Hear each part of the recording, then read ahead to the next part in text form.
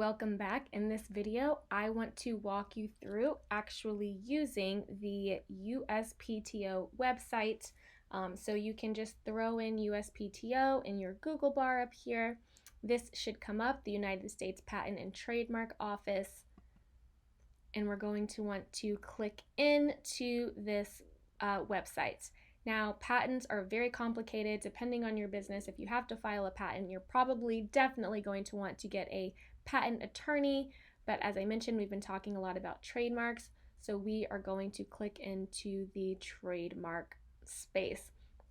Now, we talked a lot about, in the last video, trademark basics, trademark fee information, which we discussed. So as I mentioned, let's click out of this. $225 per class of goods and services. You are probably going to want to use TESS Plus. It is the easier of the two options for filing a trademark. So that is the price. I want you to be aware of the price. So we're going to go back and I'm going to show you how to actually go about searching a trademark.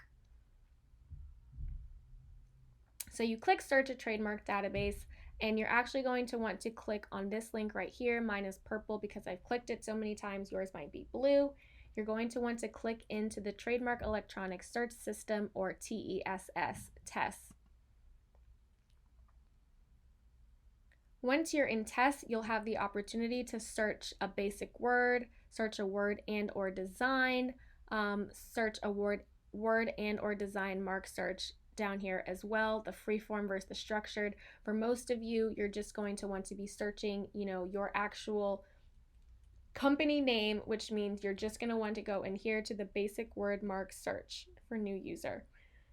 So here we have the space where you're actually going to be typing in your trademark. You have plural and singular. We want to make sure you have this clicked. And live and dead, and that's just going to make sure you have all of the trademarks coming up that you need to potentially see.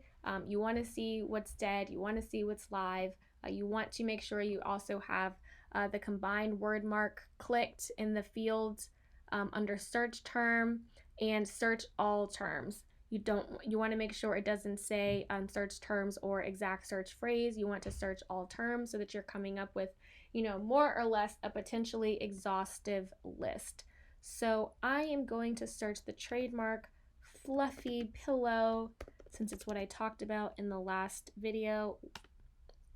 Why this name is on my heart, I'm not sure.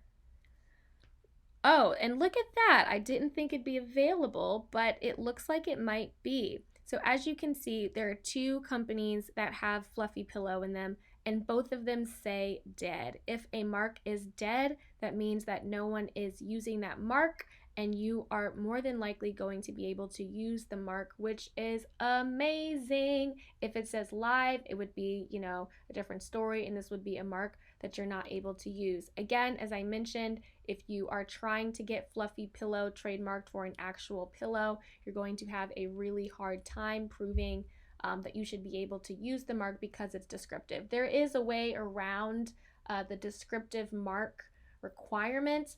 If you decide to use the mark without getting it trademarked and the mark becomes really, really famous, and then people start to think of your mark in association with the word, then the trademark office will let you do it based on the idea that, so many people are already thinking about your company when they think about the mark.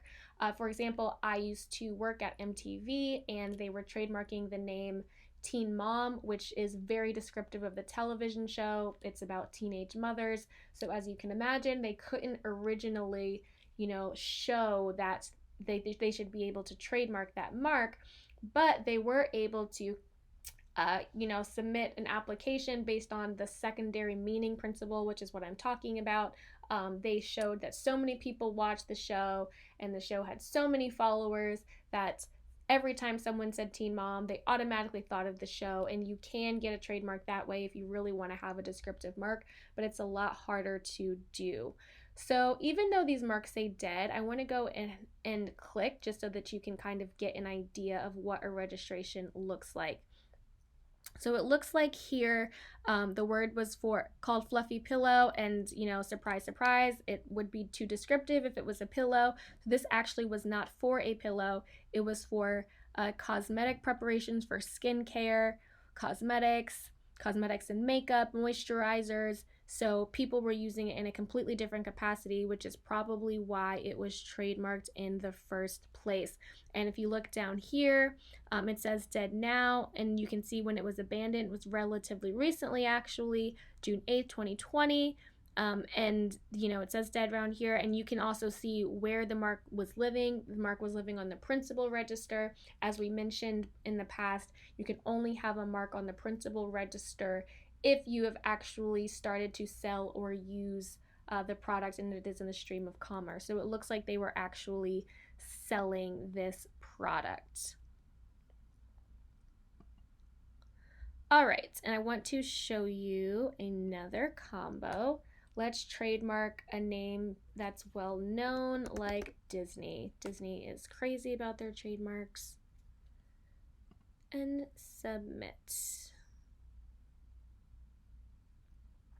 All right, so here you see there are lots and lots and lots and lots of trademarks for Disney. Disney is one of those brands. It's 6,575 that protects their trademarks very seriously. So, if you search a name and it comes up with lots and lots of results, kind of like Disney did, obviously Disney is not a name that you would use, but if you have another word that you search and you see lots of trademarks like this, it's probably off the bat not going to be a great idea for you to jump into that space. You're going to have to work a lot harder to prove that your mark is not going to get confused with any of the other 6,000 or so marks that exist. So again, be really mindful, be careful if you are searching a particular mark and the mark is actually coming up with lots of different names.